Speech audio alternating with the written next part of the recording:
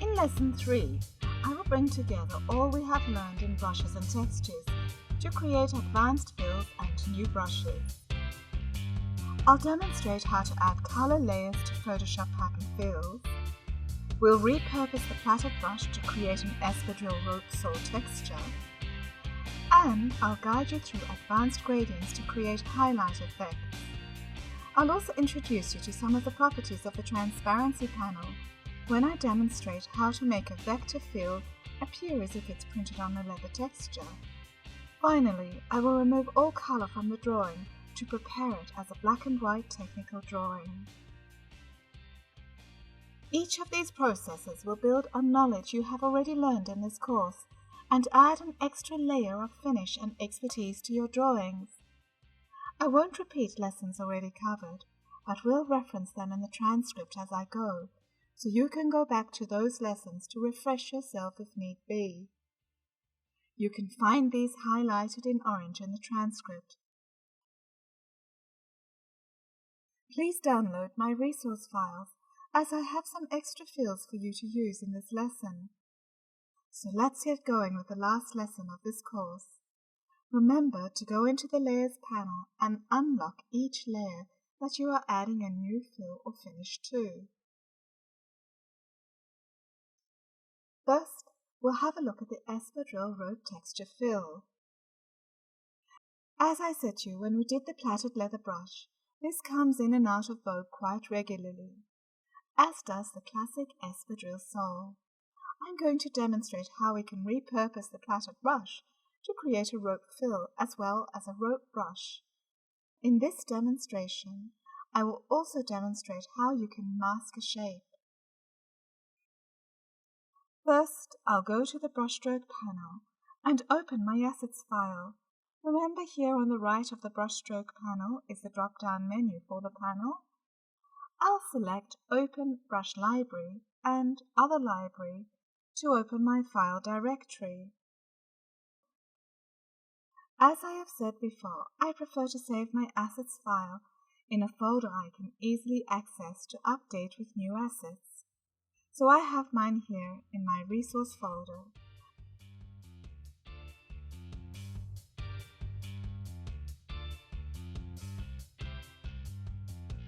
The library stays open for the duration of this AI session. I'll drag the plaited brush out of the Brushes panel to edit it. First, I'll ungroup the brush and delete the corner tiles so that I can edit the colors and the bounding box as well.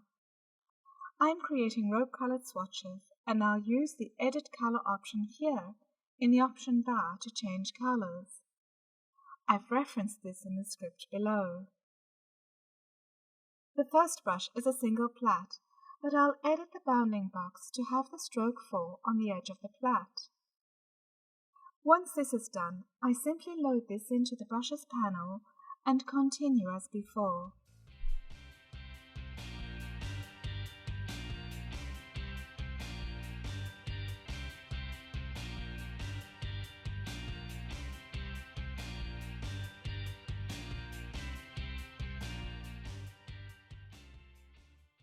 I'm also doing a double plait brush. This will save time on the edge of the side view.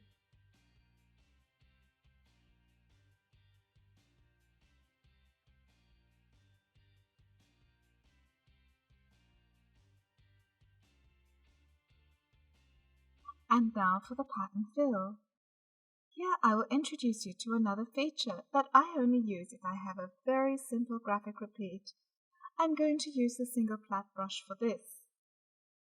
I'll just drag my original artwork into the swatches panel, bounding box and all. When I double-click the swatch in the panel, this activates the Pattern Options dialog box. I rename the swatch to Rope Texture, and I select Grid Pattern. I'll deselect Size Tile to Art and Move Tile with Art, as I want to make sure I do not have any transparent gaps in the art, so I will overlap it slightly by changing the height of the tile. Have a look here. I don't want any gaps, even if I have to type a value into the height. Mine is 3.8 millimeters, and that does it for me. Remember to select Done over here to accept this new pattern repeat. Once I've done that, the new swatch is immediately converted to the new repeat. Let me demonstrate how this looks in my shoe. I prepared this before and I'm using the wedge heel I created for the cork fill. First, I'll move the wedge away from the shoe and ungroup this. I'm going to fill the wedge with my rope texture and rotate the pattern only to 45 degrees. Once again, check the transcript for this reference.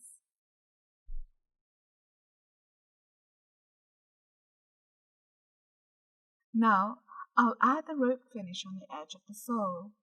Sometimes it is difficult to get the ends of the brush to land at a suitable angle. What I do in this case is mask the brush so I can control the angle at the ends. Let me show you how I do this. I'm using the line at the bottom of the outer sole. I delete everything but the bottom line of the outer sole, remove the fill, and apply the double plat brush to the line. You can see the angle of the brush at the ends looks unnatural and severe.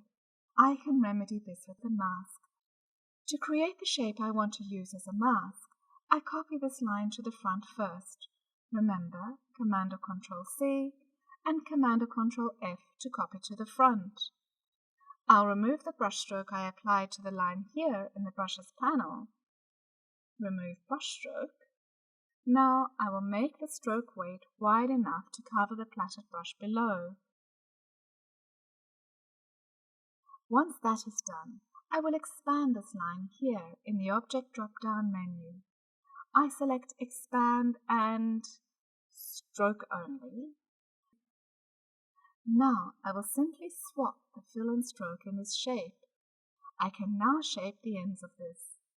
I'll move the sole and the wedge back to the shoe upper and arrange and bring the wedge all the way up to the front.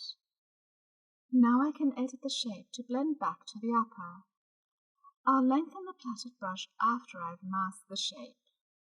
I select both the double plaited line and the new shape and go to the Object drop-down menu, Clipping Mask, and make Command or Control 7. This will immediately mask the brush and make the mask shape transparent at the same time. Now I can fine-tune the line and shape with the Direct Selection tool, keyboard shortcut A. It is easier to do this when the end of the mask line is within the confines of the mask. Do you like the way the edge of the plait is not a clean straight line now? Let's have a look at the snakeskin fill now. Here I will demonstrate how to add new layer colors and select them to add layer effects. You would have already downloaded my snakeskin swatch for this. I have already fine-tuned the repeat in this one, so it's ready to go. It's a Photoshop file and in layers already. I'll go back to Photoshop now. When I open this file, it is horizontal. I like to see the repeat in the same direction that I will use it. You must be getting the picture by now. I'm very visual. So I'm rotating this file 90 degrees. I go to the Image drop-down menu, Image Rotation, and 90 degrees. This will rotate the whole canvas. I select the bottom layer and add a color background to the print. Remember the Add Solid Color layer adjustment. I'll create a cream solid background. I'll now add a layer between the snakeskin texture and the background solid color. Here I will start to add a third color to the print. I select the brush tool, keyboard shortcut B, and the options are now available in the option bar here. Over here, next to the word Mode, there is a drop-down menu with different options. I'll talk you through the top three. The first, Normal, will have a soft airbrushed edge in whatever brush you choose. The softness will depend on the size and the pressure of your chosen brush. The second, dissolve, is a harder spatter edge, and this will also depend on the brush size and the pressure you choose. The third, behind, will use your chosen brush with a normal appearance, but will add the new drawing color behind the existing artwork in the same layer. I prefer to keep my color layers separate, as this helps a lot when I need to adjust the colors in each layer. So, I have my brush selected with dissolve as my option, and I will set the flow to 70% and leave the opacity at 100%. I will add the color to the middle layer now. Have a look. I only work on the center of the print, not the edges.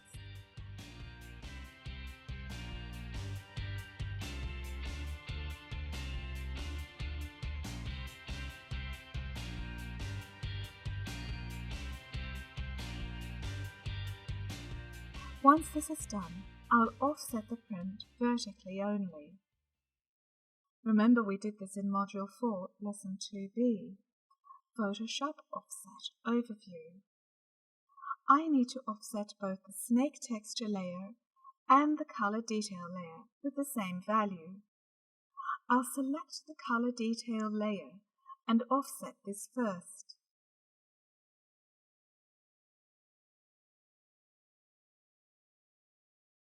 Now I select the snake texture and offset this.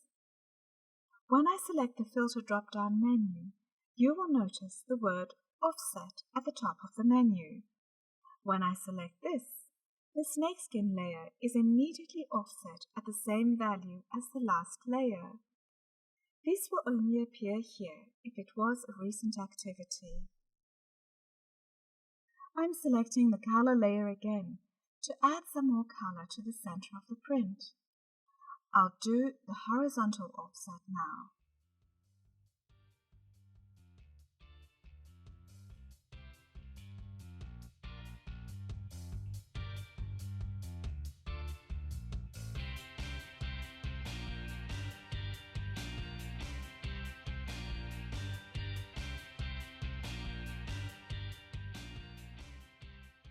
Print done. Let's have a look at how this looks in Illustrator as a fill in the shoe.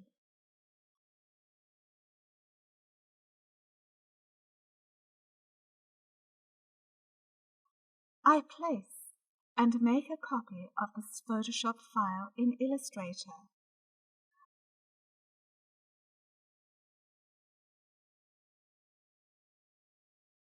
With the copy, I'll embed this so that I can use it as a pattern fill.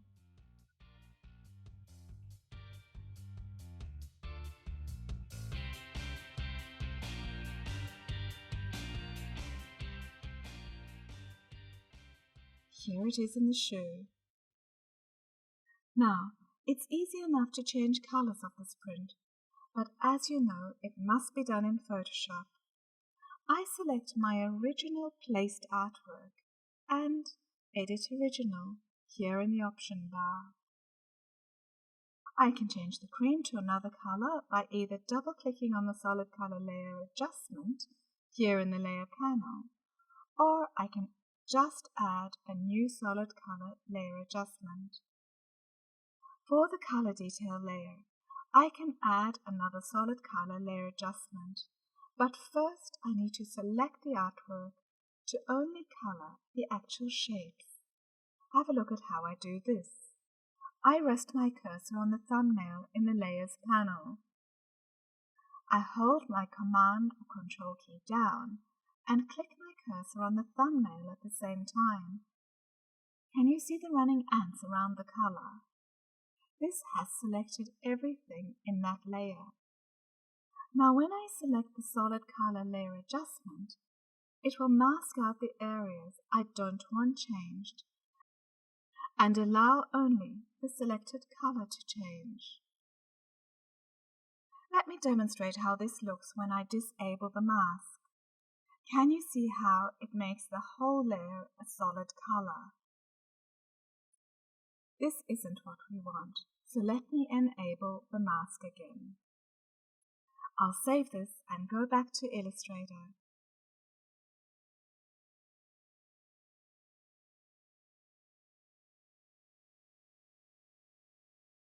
And here the alternative color is.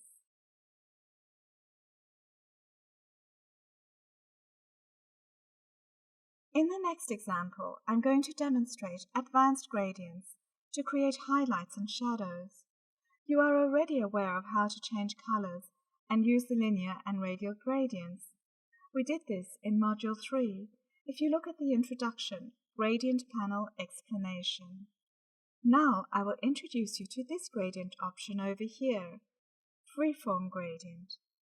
This gradient option is available from version CC 2018 onwards. You can have a look at a detailed explanation and video of this by clicking onto the link Freeform Gradient in the transcript below. In Freeform Gradient, we can target areas to highlight specifically. I'll quickly copy the counter or heel twice and show you how this works. You can either add and edit points, or you can create a line and add points to that line. I can also delete points by selecting the point and dragging it out of the shape.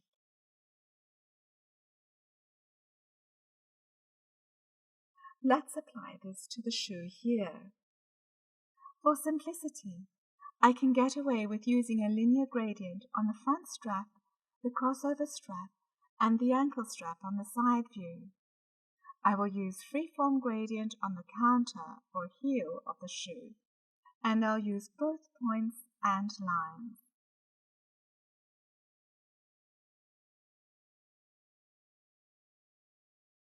First I select the counter, and then I add the freeform gradient.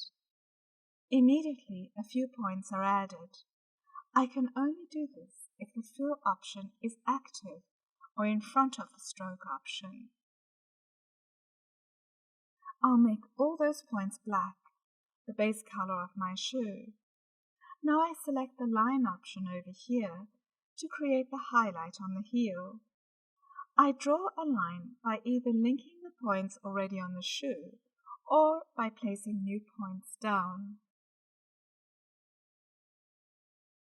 To select and change the color of the points, I first click onto Points in the dialog box here. Now I can select the points and change colors. Remember, the fill option needs to be active.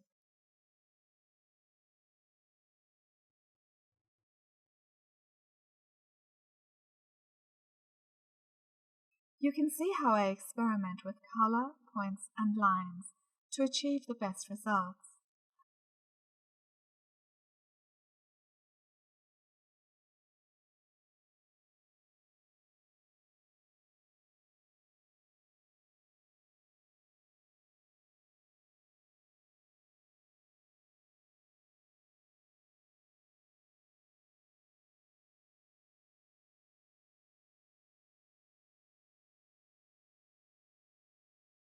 Now I'll do the top view.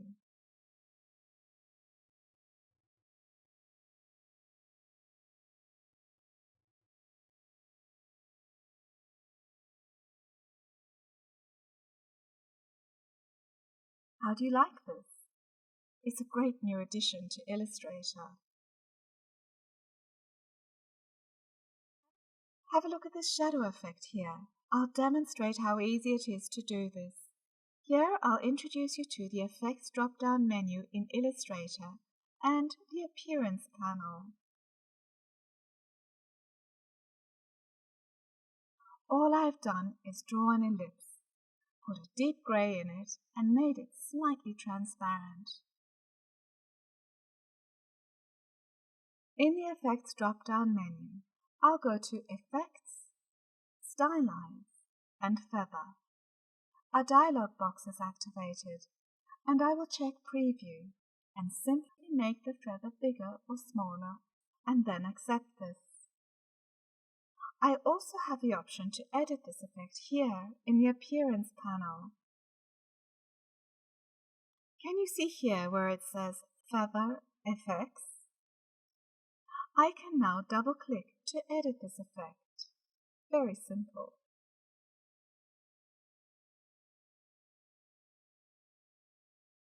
I'm ready to demonstrate how we can use the Transparency panel now. I'm going to the layer labeled Houndstooth and Leather for this exercise. I have supplied you with 2 fills, 1 a seamless leather texture, and 2 a vector or illustrator houndstooth fill, so I can simulate a printed leather pattern fill. Please place and embed the leather texture in this file from the resource file I've supplied with the lesson.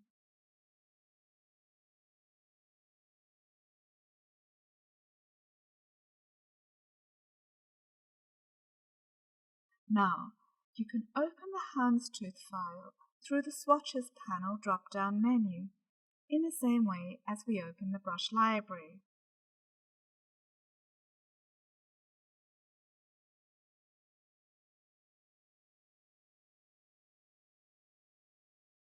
First, I'll fill the shoe with the leather texture. Be aware that our shoe is grouped, and it will be best to work with either the direct selection or the group selection tool for this process. Remember, we use the option to select same fill color in the Select drop-down menu to select and fill the same color in the shoe. Once the color is selected, I will fill with the leather texture and adjust the scale to suit.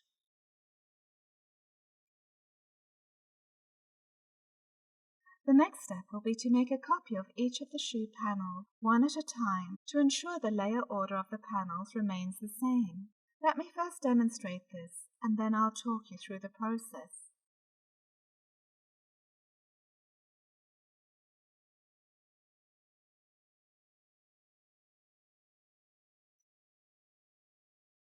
So let's start. I'll copy the heel first, Command or Control C and Command or Control F to paste the copy exactly on top of the original and in front. Now I will fill this with the houndstooth pattern. I repeat this with each panel until the full shoe is done.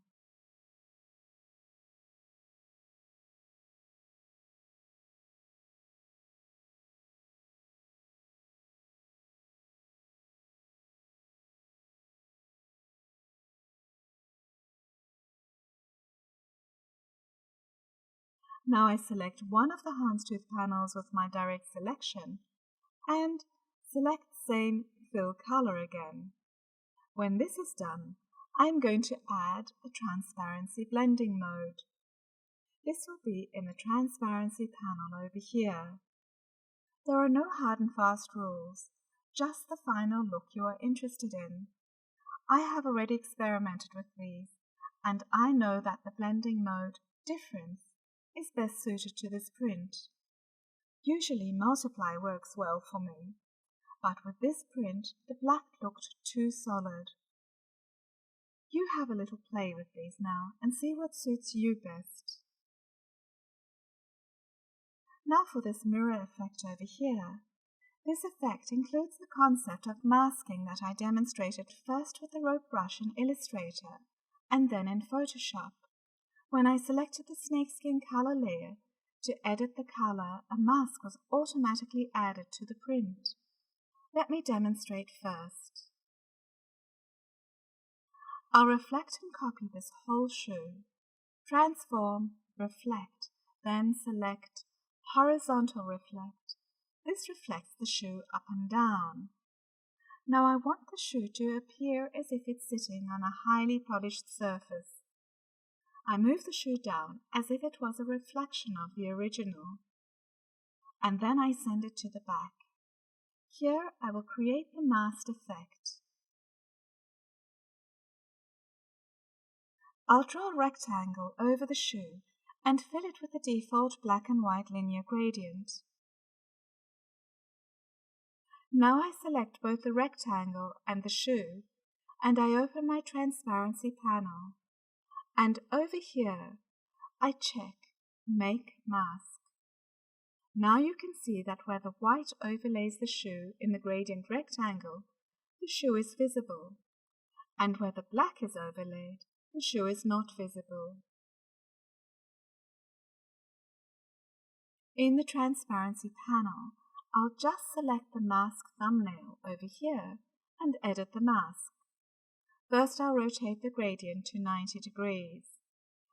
You can see that the gradient is doing the opposite of what I require. So I need to reverse the gradient over here. And now I can edit the sliders and opacity.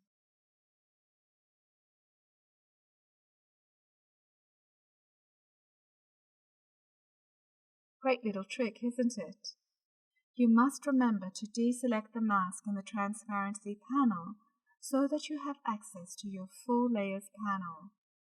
Have a look how this looks if I have not deselected the mask.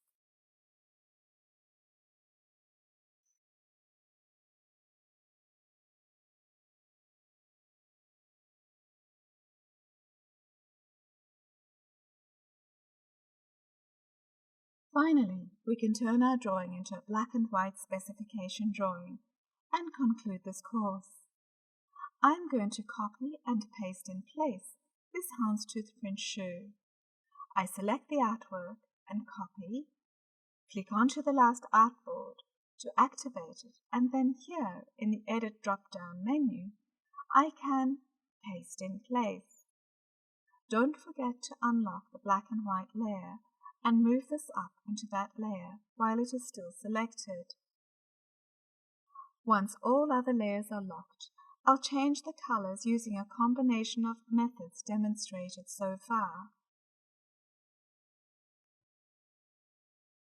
First, I'll select the houndstooth print with the Direct or Group Selection tool.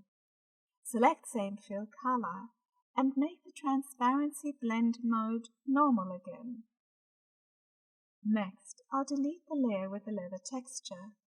The best way to do this is to draw a square with the leather texture as a fill, select Same Fill Color, and delete this.